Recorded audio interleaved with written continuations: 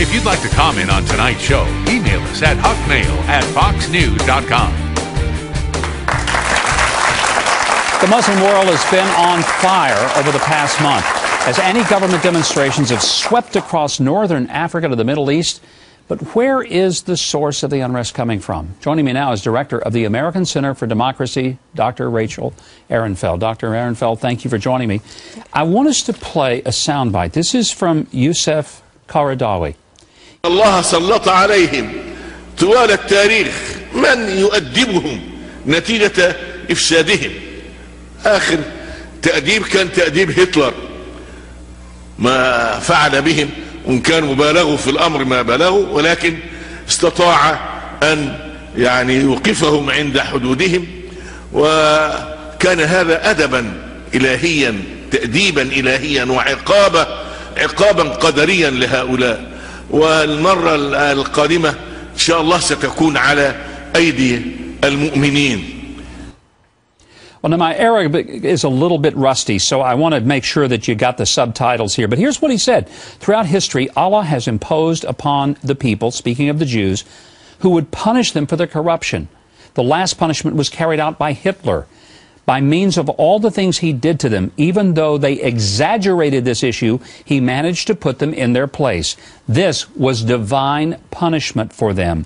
Allah willing, the next time will be at the hands of the believers. He's speaking now of the Islamic jihadists. Dr. Ehrenfeld, when I hear these kind of words, it shocks me, but it shocks me more that he is teaching American students in Qatar who have been sent there from American schools, and there are American dollars helping to fund those students being there.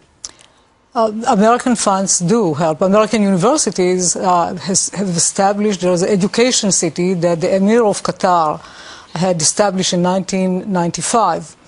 And there are many huge, very big American universities that opened branches there, and they received a lot of money, millions and millions of dollars from the Emir in order to come there with their faculty. American students are coming there, and Qaradawi has also an Islamic think tank at the university.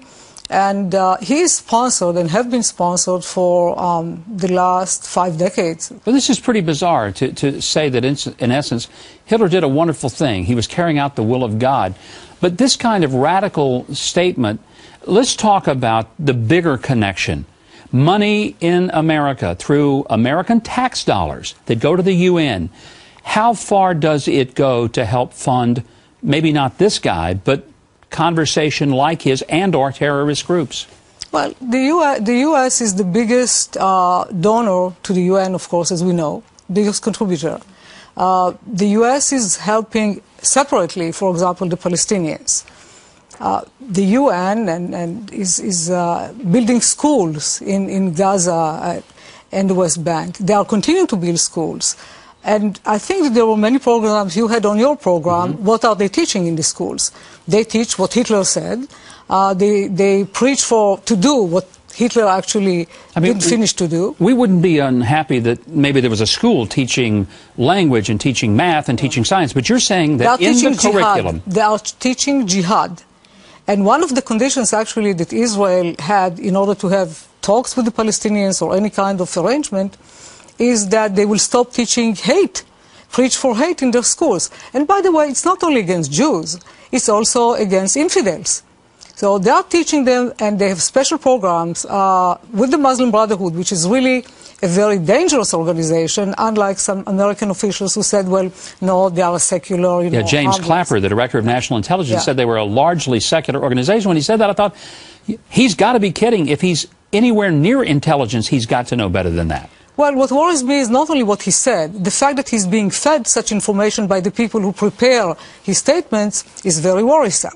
When Qaradawi went to Egypt in order to congratulate the Egyptians for the overthrowing Mubarak, he said, I congratulate you. And in addition, he said, well, he encouraged all Muslims to continue their jihad until they conquer Jerusalem. You know, it's a subject that we could mine for hours, and I want to bring you back sometime to talk about it, because I think it's a shock for many of us as Americans to know that we're talking billions of our tax dollars that find their way into the hands, pockets, and into the ridiculously hateful speech like we've seen here today. Dr. Ehrenfeld, I thank you very much for being here, and I hope we'll have a chance to visit again. And I hope you will ask your congressman and your senator, why is your money helping to fund this stuff? Why are we putting money in the United Nations, for heaven's sakes? Well, what do music, drugs,